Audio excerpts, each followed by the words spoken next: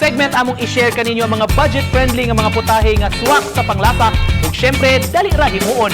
Tara magdungan na taog tan-aw kung usaon pagluto ning special banana meat. Kauban nato karong buntaga managparyente ni sila sa barangay Nalhob, Dalaget. Sila si Genevieve Mier ug ang iyaan nga si Marisa Hesapine. Salamat ka po ng details. So, ako dahil si Ebed o si Ate Isay. Okay. So, ang among menu for today is about banana meat. So, mao ni siya isa sa amo ang mga proud nga kana makaon diri sa Dalaget, Cebu. So, amo ang gikinahanglan at ang kinahanglanon ron is saging, kaya ginaling, harina, unya gamay nga bumbay ug ahos, oil, toyo, unya asin.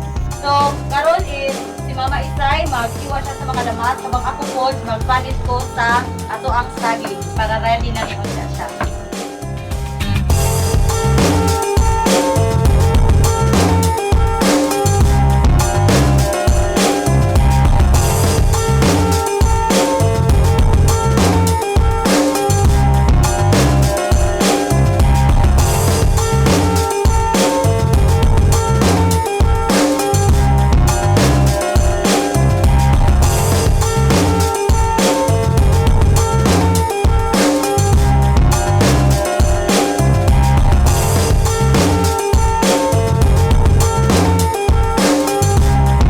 Okay mga kapuso, mao na ni siya ang finished product nato nga banana meat.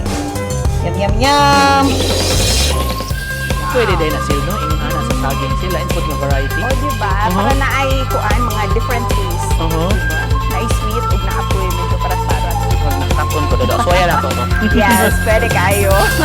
Mga kapuso nato diha nga gusto nga mo share sa ilang gipasigarbo nga recipe, i-post sa inyong FB account ang proseso sa pagpreparar ni ini gamita ang hashtag GMA Regional TV Live o hashtag Lami Siya Express sa kahigayunan nga ma-feature mo sa telebisyon.